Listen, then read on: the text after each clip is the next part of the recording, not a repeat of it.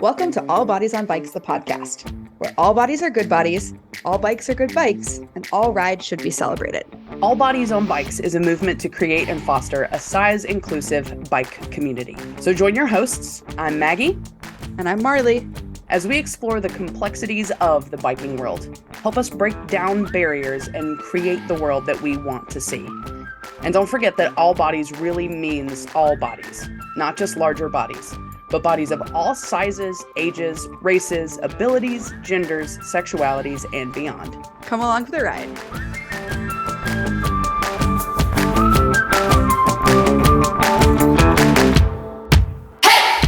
Hi, Maggie. Hey, Marley, how's it going? Oh my gosh, I am good. I had a busy weekend. Yeah? What happened? Well, I got my first podium in a race ever. I saw that. That's amazing. The funny part is like I was not pushing myself hard at all. There just happened to only be 3 people in my category and in my field. Nobody has to know that. Yeah, and it doesn't freaking matter. Like Exactly. I still stand on a podium. I never thought I was competitive, but now that I've been on a podium, I'm like, oh, this is fun. How do I make this happen more often? Yeah. But cyclocross is still silly hard, and it was just a local race here in Arkansas, but I had so much fun at it. So That's fantastic. And then I started a new job. You did? Where are you working? What are you doing? I started working at a coffee shop called Java Dudes. Fantastic. Yeah, they're a local queer-owned coffee shop, and I don't necessarily need to be working outside of All Bodies on Bikes, but I found myself going a little bit stir crazy at home. So it's just a part-time thing. Hopefully get my brain back moving and interacting with society a little more. And I forgot how hard it is to stand on your feet for 8 hours. Yeah, that's super fun. So what are we talking about this week? I mean, we thought, you and I, because you were there, that we talk about events, because you have done a lot of events. I have done some events. We have done a cross-section of event singular. And so we have both kind of seen the presence and also lack thereof of inclusion when it comes to cycling events.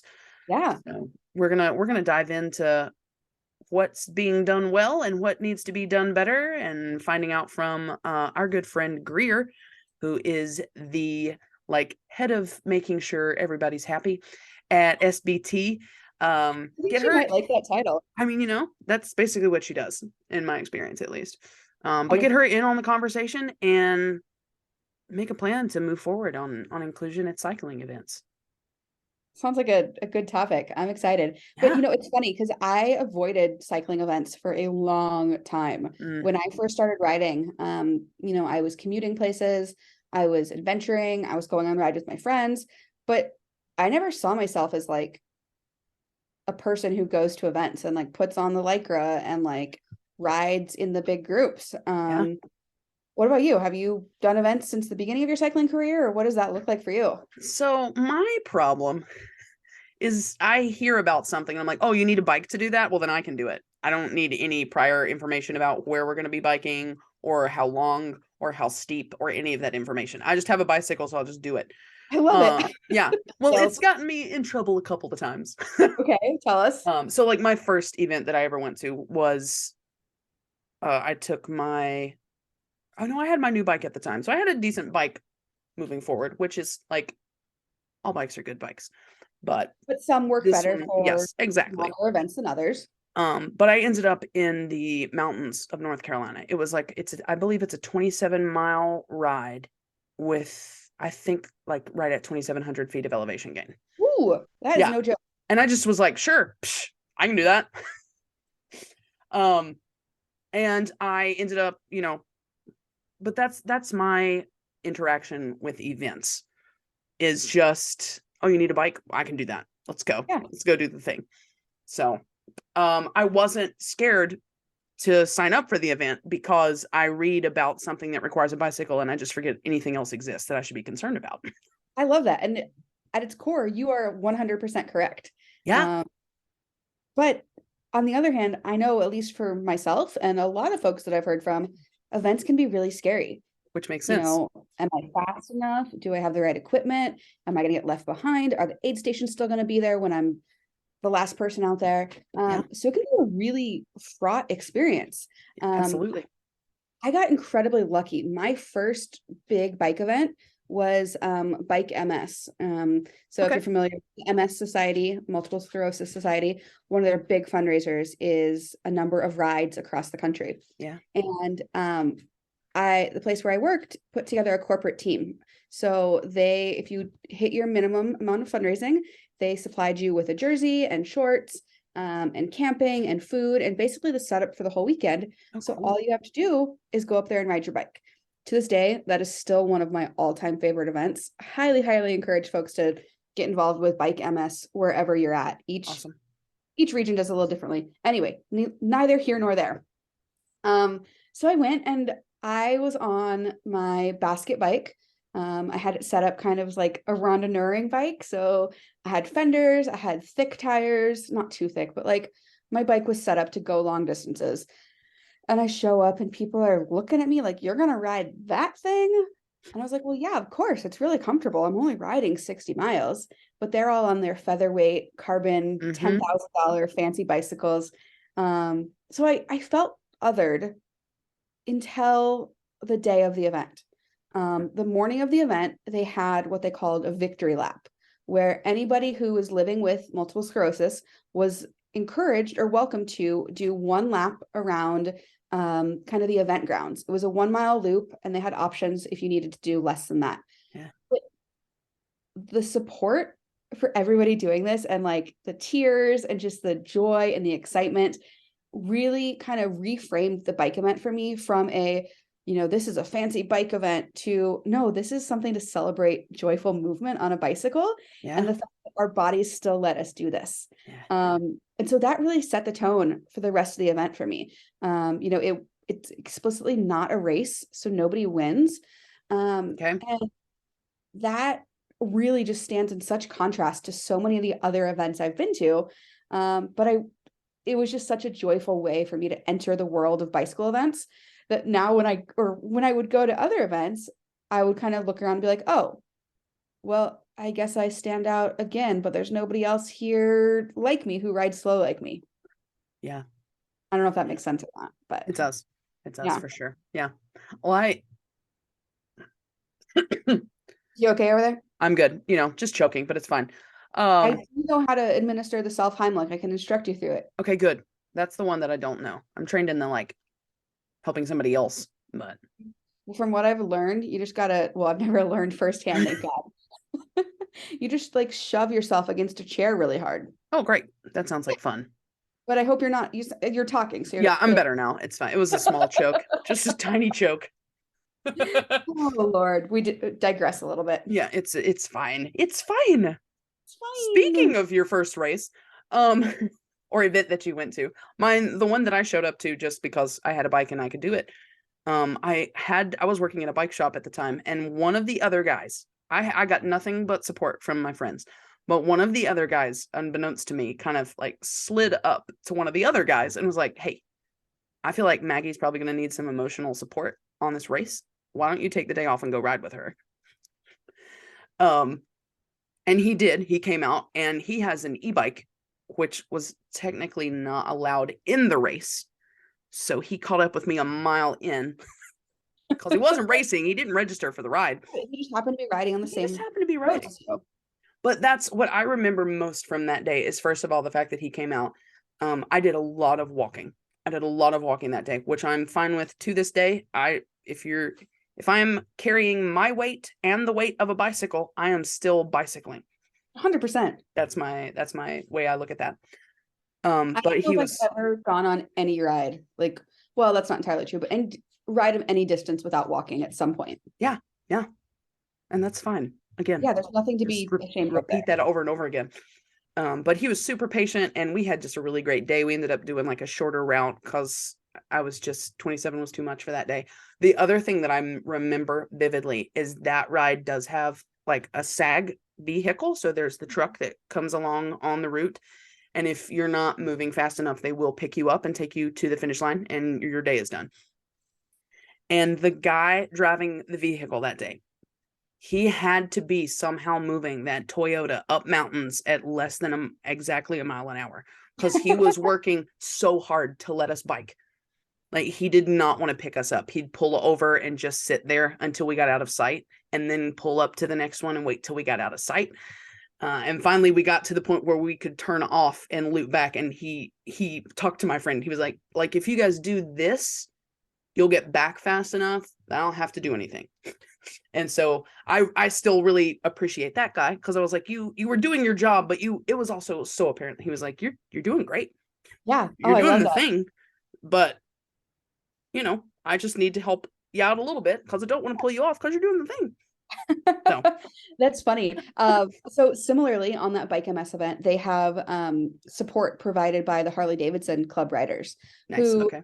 Probably politically and on so many different things, we probably would not be friends or would not get along. Yeah. But they are so dang supportive, and they are out there to help us change tires, or just to be that sense of support on those events or on those races. So I guess that goes to like a bigger question of like, there's not one thing I can point to that makes an event feel inclusive.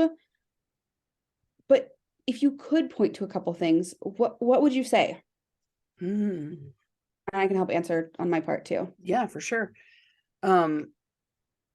I think, and we'll get into this a little bit with Greer, but like, one of the big things is aid stations.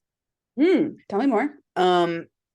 Aid stations at the pinnacle, which I would argue is what SBT's got going on. It's a freaking party halfway through your ride, or a quarter, however long, it doesn't matter. Well, multiple times through the ride. Yeah, multiple times through the ride. It's even better. But we'll use the phrase, in pain. And you get to this tent, and it's just people who are excited that you're there, and they want to throw snacks at you, and they've got music going, and there are kids running around shaking Cokes, which you'll understand that story at some point today. But that's like the best that an aid station can be. The medium that an aid station can be is like, here's your stroopwafel, have a great day. The first event I ever did, I've done multiple times, and the last time I did it, I pre-rode the route 3 times leading up to the race, to make sure, first of all, that I was just working on doing it better. And yeah. And then second of all, there was one aid station, and I was like, I was practicing to make sure I got there at least an hour before the aid station shut down. Day of the race came, I was like chugging water because it was pretty hot, and I was like, this is fine though, because I get to the aid station, I can refill my bottles. I'm getting up to the point of the aid station. There's a truck coming towards me. The guy slows down and rolls down the window, and he's like, hey, do you know how to get to where you're going? And I was like, yeah.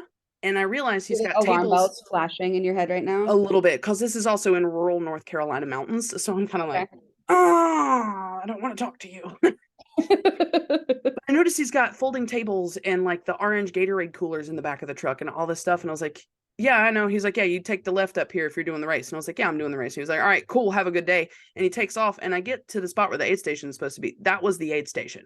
Oh no. He had packed up like over an hour early and just left. Oh my gosh. And I it's so hard, because event organizers, like I've done events before, I've organized them. You ask your volunteers to stay there, but at the end of the day, you have zero control over what they end up doing. Yeah. Similar kind of experience. I was riding Rooted Vermont this summer, which is still the hardest thing that I have ever done in my life. Okay. It was only 48 miles, and I shouldn't say only, but on a good day, I can bang out 48 miles and it'll be fine.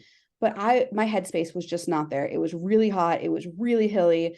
And I was really struggling within the first 10, 12 miles to make it to the aid station that was at mile 16 or 17. And I remember at one point I had tears streaming down my face, starting to like almost hyperventilate at the thought of the aid station not being there. And, I got there, and the aid station was still there.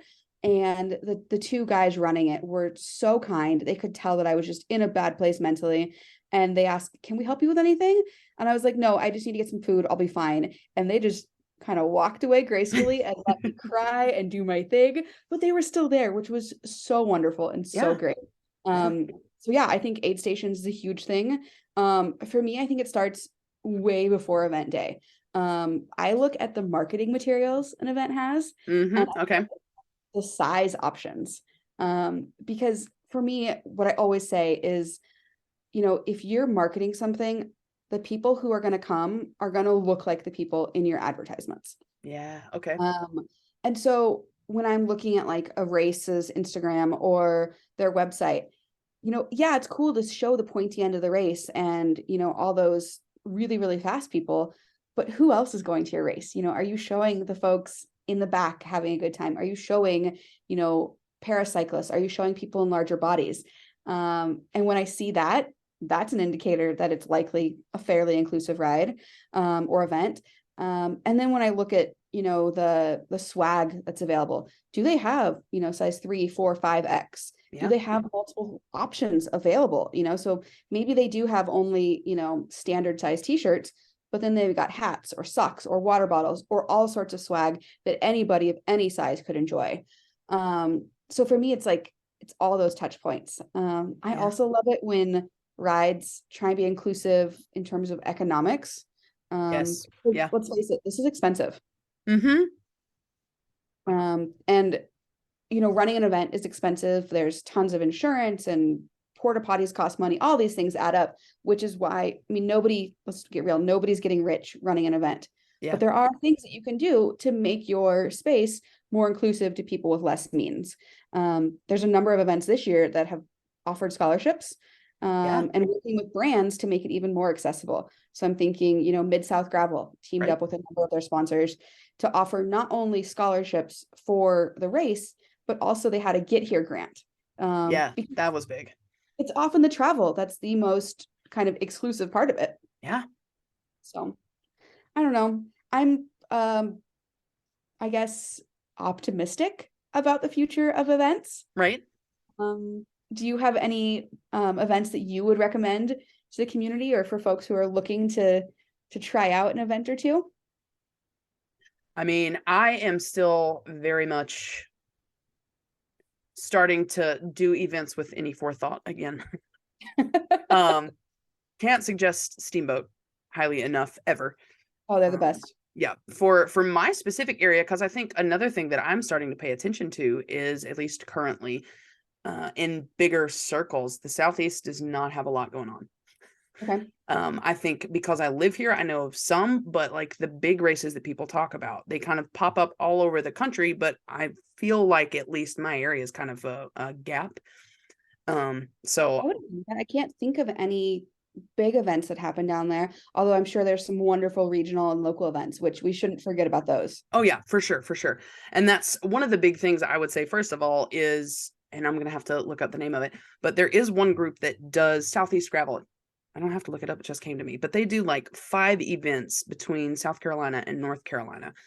And they do a really good job. I think they're more just like a regional group putting together some rides, but the routes are well marked and just well staffed at the aid stations. They're there the whole time.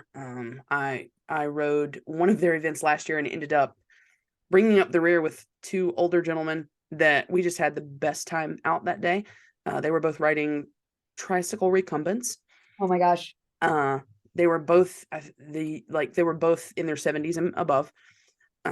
And we got there and there was still, the other big thing is there was still like food and vendors and several people came up. What? At the finish line, you mean? Yeah. All of that was still there very much. There was still a guy announcing people's names as they crossed the finish. And like 10 people, I think that were involved in the company that set up the sound for announcing people's names, but 10 people standing there losing their mind for everybody that came over the finish line. That's so heartwarming. Yeah. Actually, going back to Rooted Vermont, same. I think there was more cheering and fanfare for the guy who came in very last than there was for the people who came in first. Yeah. And that just feels so good. Same with Mid-South. I mean, they keep the party going until midnight, 2, 3 in the morning, long as it takes for that last person to cross the finish line. Yeah. one question I have, and you and I both identify as cisgender women. Yes. At least I think, unless anything's changed. We can so cut far this so out. Good. But one area that I've been paying a lot of attention to is gender inclusion policies. Yeah. I have a lot of friends who identify as non-binary, and it seems like a fairly simple thing for these events to add that non-binary category, or gender expansive, or kind of whatever you want to call it. But we're not seeing it happen all over the place. Yeah. And it's frustrating to see my friends have to tick a box that doesn't apply to them, or, choosing to opt out of the event altogether because they don't feel like they are welcome there. Yeah. So, I don't know. We're about to get into a conversation with Greer, and she's going to share some thoughts that she has on ways that other events can be more inclusive. But we'd love to hear from you. What makes you feel included at an event? Yeah. Is it when they ask for your dietary preferences? Is it marketing, like I was talking about? Or is it kind of just an overall feeling? I don't know. Yeah. And today we're going to spend a lot of time talking about Steamboat Gravel, which has quickly become a highlight of my calendar every year. 2023 will be my third year doing it, and I believe the fourth year for the event. I was first able to attend in 2021, and I went by myself. Okay. Of course, I had friends there, but I didn't have any plans to ride with a team or to do anything super special aside from leading the All Bodies on Bikes ride. That was our first shakedown ride. That was over 500 people. I think super small, super chill, super tiny. But I think that was really the event that opened my eyes to the potential of All Bodies on Bikes. I remember when I crossed the finish line, I had done, I think, the 64-mile ride that year. There was a woman who I had never met standing there with a cardboard sign that said, "Way to ride, Marley, # All Bodies on Bikes." Heck yeah. And I was like, "Who are you?" And she was like, "Oh, I just, saw on your Instagram that you were coming up from Denver, that you were coming up. So I drove out from Denver to be at the finish line for you." And that was really a moment of, oh my gosh. So, obviously from that, I fell in love with Steamboat Gravel, but also the scenery is unreal. The community is amazing. And I saw something there that really struck a chord. There was a team there called Ride for Racial Justice, and it was made up of riders from across the country of different athletic abilities, different sizes and shapes. But their purpose was really to ride for racial justice and to bring attention to the issues around racial injustice in the United States and in our communities. And I kind of saw what they did in terms of community building and allyship and really having a safe space for their riders. And it made me think, could we do this with an All Bodies on Bikes team? Oh, they got Marley thinking. They got me thinking. And that was really where the ball started rolling. One of the weird things about being in the role that I'm in is I have access to race directors, and I just kind of make myself known. And so I introduced myself to the team and kind of planted the seed of, hey, what you're doing with Ride for Racial Justice is really cool. Do you think there's any room to do that with other groups? And then fast forward a year, you were in Steamboat with me. I was. Along with, what was it, 14 other people? Yeah, we had a great group. Can you tell us a little bit about what your experience was like on the All Bodies on Bikes Steamboat Gravel team? I can, for sure. I think the best part of that for me was the fact that you put so much work into having the monthly meetings moving into that. So I already considered you guys more like close friends than some people I've known longer. But yeah, getting into Steamboat, I'm coming from North Carolina, so we have mountains, but no, we don't. Turns out real fast, learn that. So it was just the riding and the scenery and being with our people that we had gotten to know that we were pretty comfortable with, but then also being at the event and having people come up and be like, "Hey, we followed the group. We've met you guys online from the Instagram post." And we're all like, "What? No." But being the person or one of the people for other cyclists who are really nervous to come out to these events because they feel left out or they don't feel important when they go to these types of events, being a person that they could look and see and be like, you know what, maybe it's not that scary. There are going to be other people there. And so maybe I'll just try the thing. And everybody said it, but I can also now say it because I've done it. If you like gravel even a little bit and go ride in Steamboat, you're going to be hooked for sure. So knowing that we helped people make that final step into actually going out and riding either last year or next year or whenever you go do it. That's like the best part of the entire experience.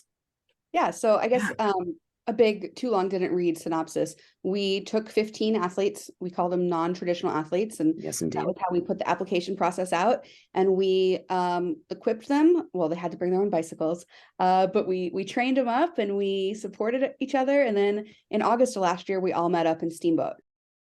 All right. With that, let's bring Greer Van Dyck on. Let's do that. That sounds fun. Think about everything you take with you on a bike ride. Snacks, tools, a spare tube. It all has to go somewhere, and sometimes your jersey pockets just aren't the right choice. That is where Fierce Hazel comes in. Fierce Hazel is designed to help get you outside, and they make sustainable bike bags for epic adventures. Fierce Hazel is a woman-led accessory brand who makes eco-friendly bike accessories, including ultra-light riding pouches, bike wallets, backpacks, and bike bags. Their products are durable, functional, and uniquely designed so you can worry less and experience more. Fierce Hazel is offering All Bodies on Bikes listeners 20% off. That's right, 20% off. Just use the code ALLBODIES at checkout. Go to fiercehazel.com/discount/allbodies for 20% off your purchase. And, honestly, one of the best things about Fierce Hazel is that their products are designed for all types of cyclists. Whether you're a recreational rider or a racer or a bike packer or somewhere in between, they've got a product that will definitely meet your needs. All of their accessories are lightweight, durable, and rainproof, and they're made with sustainability at the forefront. So you can expect lots of upcycled products and really well thought out designs. Again, check out Fierce Hazel today and use the special discount code ALLBODIES for 20% off your purchase. Go to fiercehazel.com/discount/allbodies for 20% off your purchase. Thanks for being a great supporter of the show, Fierce Hazel.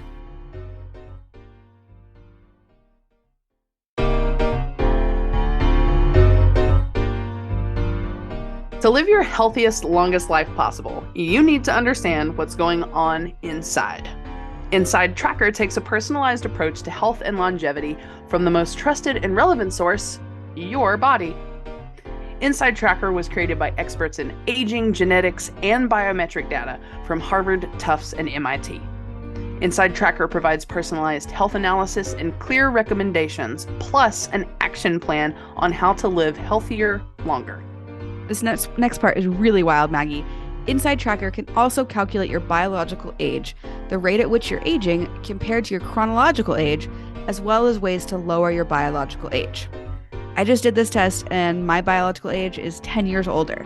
So we're working on bringing that down right now. That's okay. Yeah. The thing we love most about Inside Tracker is they give you recommendations on things you can control to optimize your health, like food, supplements, workouts, and other lifestyle choices. Nice. For me, that means more olive oil in my diet. Oh. Olive oil and vitamin D are my personalized recommendations. Did you also know that you can use your HSA, HRA, and FSA to buy any Inside Tracker plan? That means you can purchase Inside Tracker using your tax-free dollars. Oh, and it gets better. For a limited time, you get 20% off the entire Inside Tracker store when you sign up. So, if you're ready to get a crystal clear picture of what's going on inside your body, along with science-backed recommendations to optimize what's not working, then visit insidetracker.com/feisty for 20% off today.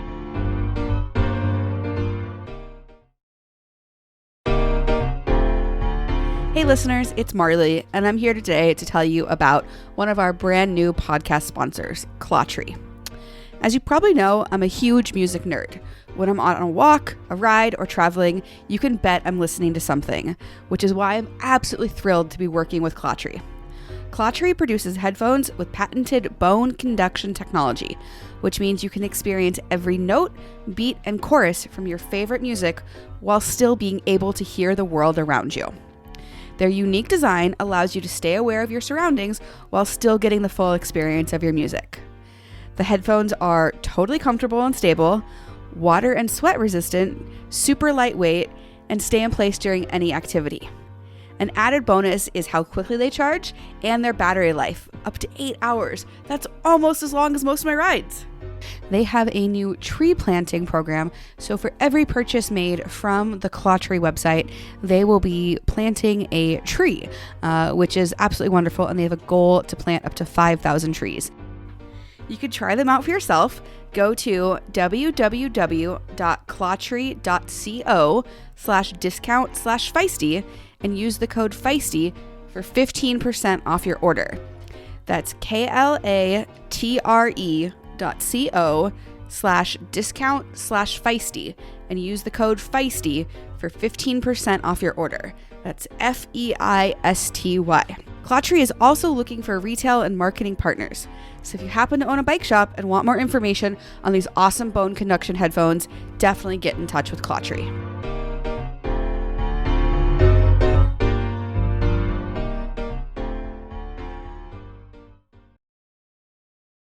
From the Steamboat Gravel team. So we've got Greer, I'm hoping I'm saying this right. I should have confirmed before the episode. Greer Van Dyck. Yes, nice. Woo! You got it. Oh, Van Dyck? Van Dyck, yeah. Van Dyck, all right, awesome. So we've got Greer Van Dyck joining us today, and I want to read a little bio that she sent us. So Greer is the Community Relations Director for Steamboat Gravel and has been working with the event since 2019 when it started. If you all remember, there was a pandemic, so years are a little bit nebulous, but she started working with him in 2019. Supporting advocacy and community efforts are where Greer spends her focus, supporting and expanding the initiatives and causes that Steamboat stands for, such as age, body, and ethnicity inclusivity. Community engagement and riding bikes are also two of her greatest passions, and loves how her work with Steamboat Gravel combines the two so naturally. Thank you so much for joining us today, Greer. Yeah, this is awesome. Truly, it's great to be here. Before we dive into the questions, one of my favorite, I guess, just experiences and things that I think really sums up Steamboat was what happened last year with Yasmin's bike. Do you want to tell us a little bit about that? Yes, I'm happy to. Please. Let's see here. So my engagement with Yasmin prior leading up were these monthly all body on bikes calls, which I'm happy to expand into if that's helpful for listeners. But these supportive monthly calls where the team could get to know one another and grab support from subject matter experts, nutrition, training, et cetera, et cetera. So I really only had known her by way of Zoom, on these group calls. And I get a text or a call. I can't remember because I was in the flurry of Steamboat Gravel. I want to say it was the day before race day, maybe 2 days before race day. And just really worried. I think what it felt like was there for her was she got really present to the preparation and the time and the anticipation and the nerves and all of these emotions. And there was an issue with getting her bike there. And the cool thing about being on the SBT team is I'm not riding that weekend. So she was like, if you know of anybody, I know this is last minute, anyone who has an extra gravel bike. And I was like, well, no one up until this point has asked me for mine, which in prior years, it happens, which has been cool. I will say that I've never ridden SBT on race day, but my bike has ridden every year on SBT. Oh my gosh, that's so awesome. Cool. Which I think is really great. So anyway, synced up with Yasmin, was able to let her use my bike. And she was like, is there any requirement that you have for me? And I was like, the only thing I have, because I have these lightning bolt and star charms on my bike, I was like, the charms stay. If I get the bike back and the charms are gone, we have a problem. No, but truly that was very, very special for me. I was very happy she reached out because I know that's a hard thing to do, asking for help. And it was very meaningful that I could, again, have my bike riding SBT every year. Yeah, I think it just demonstrates how much of a community the Steamboat Gravel family really is. Absolutely. So how did you get involved with Steamboat Gravel? Yeah. So, known Amy Charity for a long time. And in the beginning in 2019, she had reached out and asked, are you able to play a role, help us out with some volunteer efforts? Do you have time and bandwidth for that? I had also, I had a full-time job at the time, but the support they needed around volunteers and with the race at the size that it was, it was very possible for me. So worked in a pretty limited capacity, helping with volunteers. And so, knew Amy, was friends with Amy, and she asked if I had time or interest in being a part of this bike race that she and two others were putting on at the time. So it's been very meaningful to, and Marley, I know you get this, right? To be at something from its inception, right? And to be present to the struggles and the hardships and the immense successes and achievements. It's just, you create this very personal connection with where you are in that moment with something you've worked really hard on. And so, yeah, my role started out as volunteer support, and then ran volunteer coordination, and then has since moved more into this community piece, which is truly, and as you mentioned in the bio, the advocacy work, the community engagement and bikes, my heart is so filled by being able to be a part of it in this way. So it's been great. That's fantastic. Definitely. I love that. Yeah. You do such a good job with interacting with the community.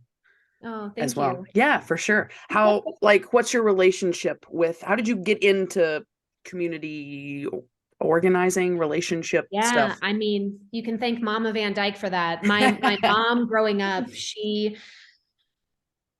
always really reinforced this, be a servant of your community, right? This giving is the new getting. And the experience that you have from helping another, right? That was instilled in me very young. It's why I pursued nursing, right, as a career. It's what took me into mental health, which is in large measure what I do now, supporting others. I don't think I knew that you were. I did not either, but it makes sense. It does make sense. My main work is around leadership development right now. So I support organizations and companies and culture and people and connecting them, especially through change. COVID made my work very relevant, but what I got really present to, which really helped informed all of the work that I do now, is what are the conversations that I enjoy having and who do I enjoy having them with? And how do I set up my life so that I'm having those conversations? And so this is an exact example of that. These conversations fill my cup. And so, yeah, now I forgot what the question was. I totally forgot where I was going, but how did I get involved in the community? You were talking about kind of servant leadership and yeah. And that has really perpetuated through my life. And while I always follow the feeling. So I put myself in the environments where that service really resonates and aligns with my values. And I work hard at that. And so, like I said, kind of in the bio piece, love bikes, have always loved bikes. And so to have relationships and a role where I can really support the two at the same time, dream. Heck yeah.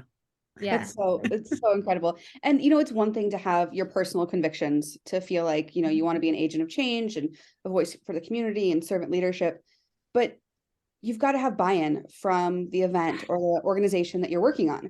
So can you tell us a little bit about why this work matters to Steamboat Gravel and why there has been such a focus put on, inviting different communities to Steamboat? Yeah, absolutely. I mean, and this is a conversation that was being had from the beginning of the planning of this event and I know that, the term inclusivity can be thrown around a lot. And so we worked hard, especially in the beginning of, okay, this is the current landscape of bike events, right? This is what the general experience is, stakes are high, a lot of nerves, a lot of pressure, a lot of how much can I do and how well can I do it? And what I would say that I really felt conviction around moving the needle is around those micro moments, right? How do we create feelings of comfort in the micro moments, right? In every way we choose to communicate with people. If we're going to fight for inclusivity, we need to really get clear about what that means to us and what is the feeling we're trying to elicit, right, from our efforts. And so I'm in huge admiration of Amy and what she's created, just in being a yes for let's try things on, right? Yeah. Let's partner with people who are doing work that is so meaningful to us and see if they would be interested in trying things on, which is how the Ride for Racial Justice thing came about, which is how the All Bodies on Bikes thing came about. And we're actually working to have a really similar conversation with para athletes. How do we create a team? Yeah. And so again, I think it becomes this snowball effect that this is the thing people were craving. And I think there were just some mindset things that got in the way, like, oh, maybe that's too big, or maybe it's not quite possible, or, oh man, the industry is too established. And now it just feels like, okay, what next? You know, and that's a place of luxury, right? Because it hasn't always been that way, right? And what I would say is that, you know, I feel really, really passionate that SBT is way more than a bike race or a ride even. That is, it is an experience, and All Bodies on Bikes is a huge example of this. You know, applications happened and then monthly calls start, right? It becomes actually a multi-month experience leading up to this kind of capstone, right? And so how do we create, and that's what we really wanted to do with SBT too, which is like, how do we make it a year-round place of comfort and excitement and joy versus, okay, you're on your own in preparation for August 2020, right? 2022, oh my God, seriously, August 2022, right? We really want, and that was part of like the community engagement piece too. How do we create an experience of you're not alone, that actually we've got your back and this is what that looks like. So I know there's a lot there, and I know that I kind of kept it high level, but in essence, that has motivated the efforts, and it's why it's important to us, because we just saw an opportunity and a need, and it's really been validated because it's just people are soaking it up. Right? Oh yeah. And everybody's what, oh, go ahead. No, I was just, everybody's looking for that connection. Absolutely. Yeah. And thinking about it too, of like inclusivity means a lot of things, which is why we launched the juniors category, right? Like, how do we create age inclusivity here, right? Having our youngest rider be 7 and our oldest rider be in their mid 80s to us is just awesome. That those age groups felt comfortable, because that's what it's about. I felt comfortable enough to try. Yeah, you know, it's so interesting hearing you talk about this, because your approach is so positive and like, well, why wouldn't we do it? It's good for the community. It's good for us. It's what needs to happen. But you look at other events and not every event is doing this. You know, I was just at a panel the other day and it was literally 6 white men and 1 woman. And obviously very different panel versus a huge bike event. But just those little touches that I've come to expect out of the world after having worked with events like Steamboat Gravel, I realized that we're not all there yet. No, we're not. And I think to our earlier conversation, you know, being on this side of the event, you need to be open and available, that not everyone is there yet. How do you create curiosity around the people with the people that aren't there yet? How do you create openness and community while being on that panel and seeing, oh man, there's room here. How do I stay open, right, to the dialogue? So it's not easy, but I think it's simple, not easy. It's just simple, not complicated. Right? Yeah. I love last year you had I think your name tag said the director of saying yes.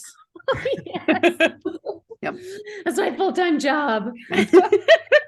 I love it because, you know, even if it's like, hey, Greer, can we, I don't know, do this crazy thing with a happy hour and then a panel and then this thing, and your brain was probably like, Marley, what are you thinking?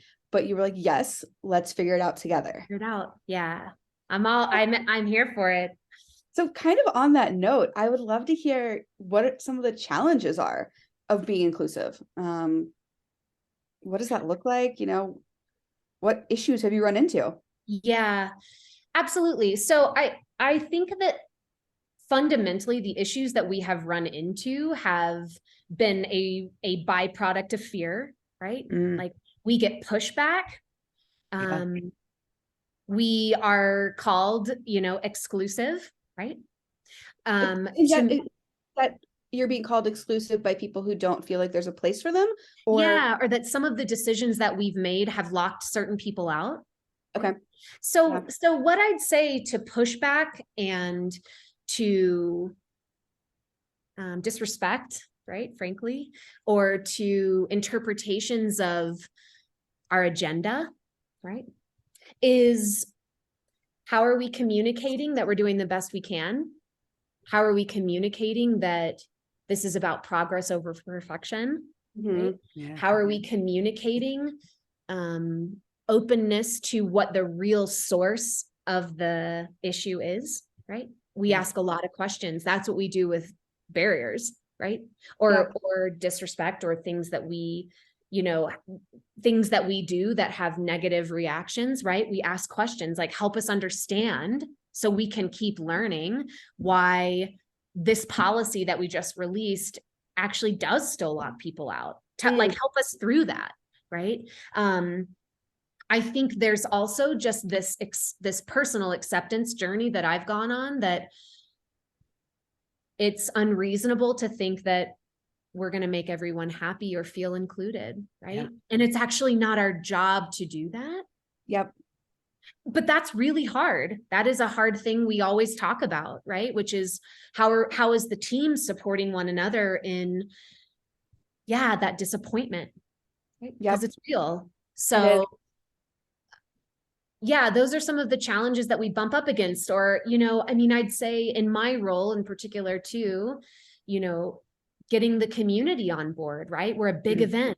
Yeah. Big events have big impact. And I work hard to keep those conversations going. Help me understand from your point of view where the bottlenecks are, right? Yeah. So it's everywhere. And I say that it's exhausting at times, right? To constantly be open to that dialogue, but that openness to the dialogue gives us the best shot of moving forward. Yeah, totally. Yeah. Kind of a follow-up on that, as far as the actual logistics of inviting more people to the table, whether they are slower or bigger bodied, or asking for bigger size clothing or wheelchair accessibility. Do you have any anecdotes or stories where you're like, oh my gosh, I thought that was going to be an impossible barrier to get over, and then we got there? Or, something we hadn't anticipated? Just curious about that. If you don't, that's okay. No, well, I can really speak to something we didn't anticipate. And I'm kicking myself a little bit about it. I'd had a conversation with a para-athlete who had joined us last year. And this individual was very gracious with time and learning and openness to the dialogue, which I was so happy about, because that's not always the case. If someone has a particularly not positive experience about something, there's this tendency to just kind of be alone and grumbly about that. Again, how are all ships rising with that mentality? Yep. So I was very grateful for this time. And this individual had noted how there were only stairs leading up to the stage for the podium. Oh wow. Yeah. I had this moment of genuine shock of how we missed it. Yep. Yeah. And I was able to be candid about that. And this individual, again, had so much, generosity with not only like the energetic piece, but the physical time to talk through that, and something we can take easy action on. Because what we realized from this individual's experience was he had chatted with a large amount of para-athletes who avoided the award ceremony altogether because they didn't want to have the experience of maybe needing to get to the stage and not being able to. Yeah. Oh my goodness. Totally. Yeah. What a miss. That's huge. And just having the humility to admit that. I mean, I've made mistakes like that before. The apparel company that we got our team kits with, they are my personal sponsor. So I was like, oh yeah, they'll totally work. And the clothing did not work for everybody. So I think it goes back to what you said, progress, not perfection, admitting when you're wrong and doing better the next time. Well, and I was like, whoa, we blew it. And an easy fix with a big impact. Mm-hmm. Yeah. So that was one that's just, has stood out for me from the unanticipated piece. Yeah. Right. Well, and I like having the conversations is important, but as so many things are, that's just the first step. Like the listening part is where people tend to kind of fall off a bit, I would say. Mm-hmm. And so like you're talking about some of the harder things and some of the better things, but harder things specifically, if somebody's listening to this who hosts an event and they're thinking of the harder things, and they're just like, I don't want to deal with it. I don't want to mess with it. What would you say to them is the reason that they should push through the hard things and try it and make their event more inclusive? Yeah. I mean, I would first ask what feels so hard about making some of these changes, right? But that's, the coach in me that you always start with questions. I would also really reinforce that small changes can make big differences. And so if there's a feeling of overwhelm around needing to make all these changes, start with the highest one or two that are priority that could move the needle a little bit. Yeah. Start to gather that data from the demographics you're wanting to support, right? Yeah. Ask for what's the one thing I could be doing. And it's a conversation that I know we've had before, which is like, acknowledge that it's uncomfortable. Remind yourself that we can do hard things, right? And be willing to push through that, and just be willing to see, how could I grow from this? How could this event grow from this? So I think because what I'll say, being on this side of it at this point with SBT, is the reward from knowing that you're giving something a shot, even if it didn't produce the outcome that you intended or hoped for, is an unbelievable feeling, because they do get acknowledged, right? Yeah. So that's what I would say. Reach out. Also, I'll talk to you about it more, right? Whoever that person is. It's not easy, but I think it takes a village. Yeah. Well, you heard it here first, folks. If you need help, but you should also pay Greer for her time if you do ask for her help. Yes. I have kind of a funny question. So at the end of the day, Steamboat Gravel and Unbound and all these other, not all of them, but a lot of these events are races. People are competing. There's prize money being given out. How does your team balance both the community aspect of knowing, there's going to be folks on the course for 12, 14, 16 hours, and the competitive part of it? So, I'm thinking, working with your media teams and the police escorts or who's ever out there. How do you balance both sides of that? Yeah, that's a good question too, because I think there is this inevitability that there's going to be a competitive experience to the whole thing. We actually work hard at engaging community partners for our aid stations, right? And so having them encouraging children and families and fun experiences to be created at all the aid stations, right? To re-engage that sense of fun, right? Re-engage that sense of like, hey, we got you. You look like you could use a Coke, right? Remind me to tell you a story about the aid station and a Coke when you're done with this part. Oh, noted. Okay. And little fun challenges along the way, like Chamois Butter did an amazing job, right? Of an activation. We grabbed a ski lift chair from the resort and had a photo op. We worked really hard at what are the fun elements that we can have on course to allow for that choose your adventure experience, because there are going to be the people who don't need that and don't want that. They're after something kind of different. And they're going to be the people where that actually saves the day for them. Right. 100%. So, and what I would say is that also extends to the days before the event as well. So, Alpine Bank puts on their toddler race, which is arguably the most adorable thing. Kiddos aged 1 to 3 on their striders at the expo. I mean, it's absolutely fantastic. Yeah. Junior shakeout rides, the all bodies on bikes shakeout rides, like these events that, again, because I think that the shifts happen in those micro moments, right? For sure. Oh, I feel like that's something I would be willing to try, right? I'm terrified about race day, but I could go check out the expo and look at this toddler race or join the junior shakeout ride as well. So we work really, really hard at that, because we want people to walk away from SBT thinking that it was an experience versus a ride. That's really big for us. And I think that happens in the days leading up. I think you're absolutely correct. Going back to your point about the community partners, this year, I was at the top of, or I thought I was at the top of Mount Butter.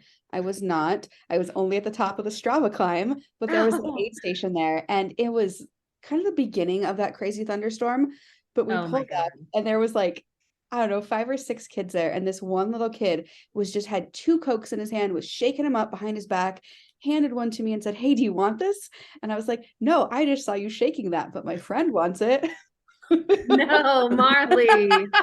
Marley. It was just like, I don't know, like you said, the silliness, and they were having a good time. The weather was absolutely horrible, but everybody was just happy to see us and give us a little bit of encouragement. So I think what you said about, balancing it and having something fun for everybody is totally key. So thank you for doing all that work on that. Yeah, of course. So we're hoping that SBT is going to just be the longest running race in the history of the universe. As we're moving forward and y'all are having the conversations and hearing people say things that maybe need to be changed a little bit. What do you see as the big future for inclusion at SBT or any event?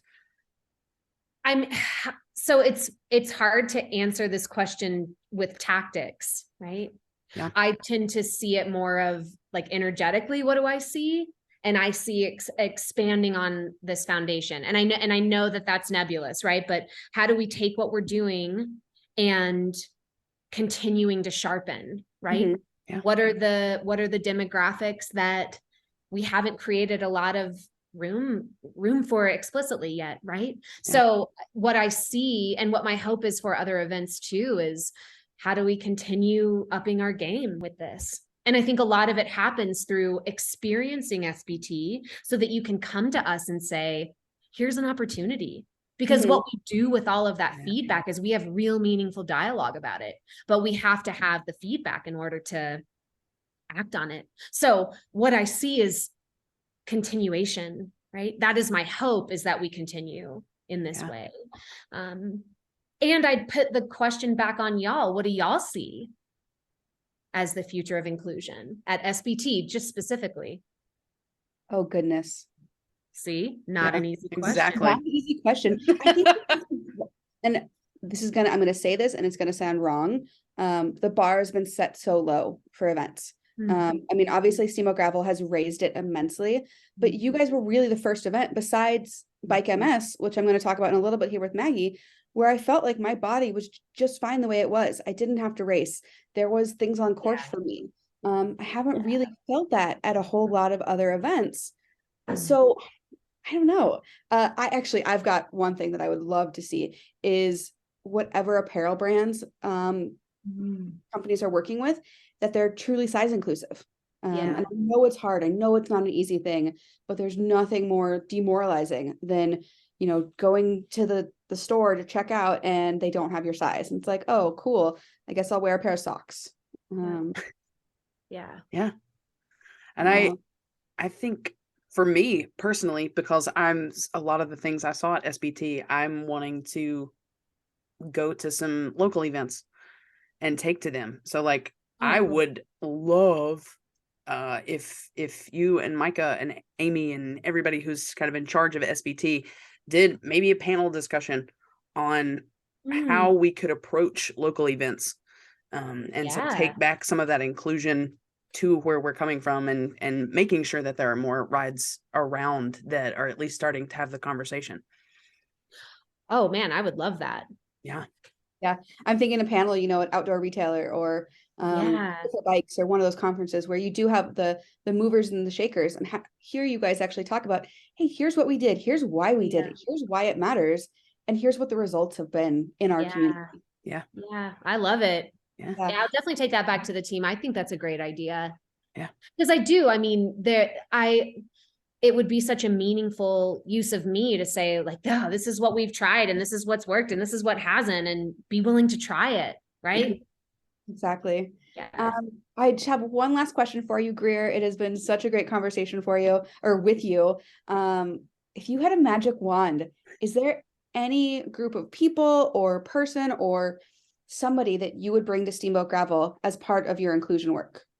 Well, in light of the conversation too, so Annika Wade, I don't know if y'all know Annika. Annika.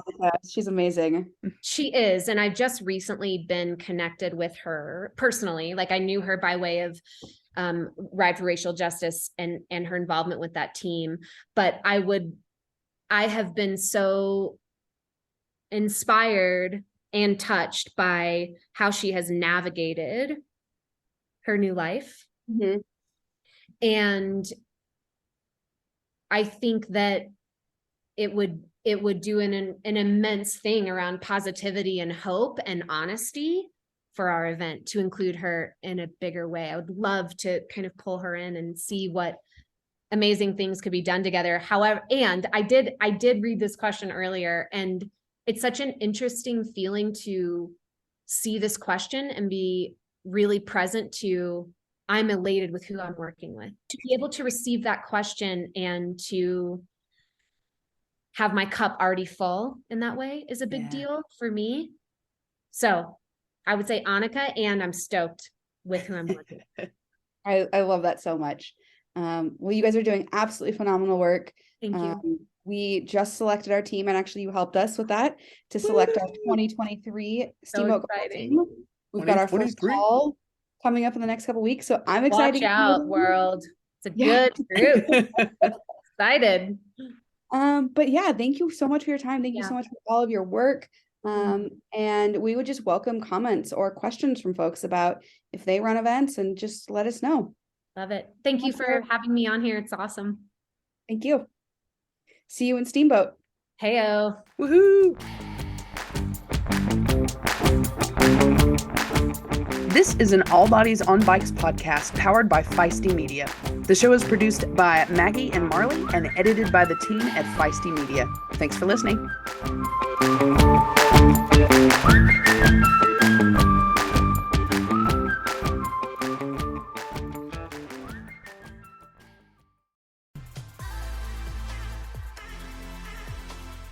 Hey, Maggie, I have a question for you. Okay. If a bike has 4 wheels, is it still a bicycle? Ooh, I don't know. But what I do know is that is exactly the kind of bike our new sponsor, Par Bikes, makes. Par Bikes are extremely adjustable, and they work great for riders of any size, age, or physical fitness level. Par bikes are uniquely designed. They are 4-wheel bikes, offering additional stability that traditional 2- or 3-wheel bikes just don't have. With a weight capacity of up to 700 pounds and height adjustability for folks 4'3" to 7 feet plus, this bike will work for your entire family. And these bikes are super sturdy. They are handcrafted in the USA, and they are shipped 99% assembled. And so you can get options for 1- or 2-seaters, electrified or not. And that means that there is a Par bike for everybody. Dang, these bikes sound really cool. Even cooler, though, is if you use the code ALLBODIES, you can get $100 off at parbikes.com. That's PARBIKES.com, and use the code ALLBODIES for $100 off. Happy riding!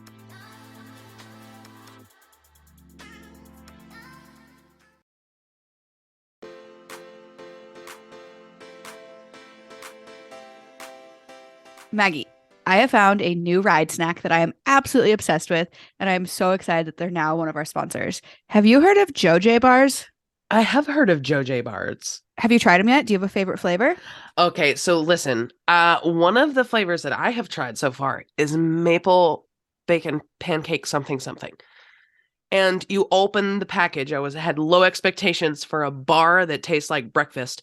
But you open the package and you're like, who just started cooking pancakes? Because it smells just exactly like that.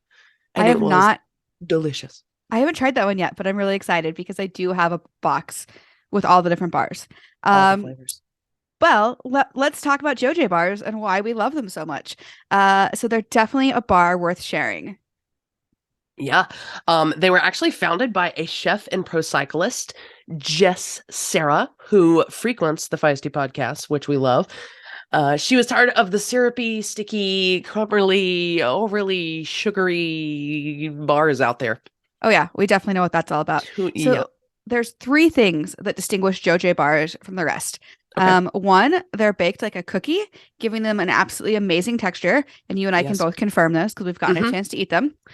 2, they're made with only real food ingredients like dried fruit, nuts, seeds, and honey. They also have balanced macros to keep you fueled without crashing or feeling overly full. We like And all of those things. We do like all of those things. And 3, we kind of alluded to this, but they have really delicious and unique flavors like lemon berry quinoa, white chocolate coconut blondie, and Maggie's favorite, pancakes and bacon. Seriously, so good. And all of the bars are gluten-free. Which is fantastic. So if any of that or all of that appeals to you, you can go to jojebar.com. That is JOJE bar.com. And if you use the code FEISTY, you get 20% off a one-time purchase and subscriptions. Awesome. Thank you so much for your sponsorship, JoJ Bars. And Yes. I can't wait to eat these all summer long on all of my adventures. All the rides.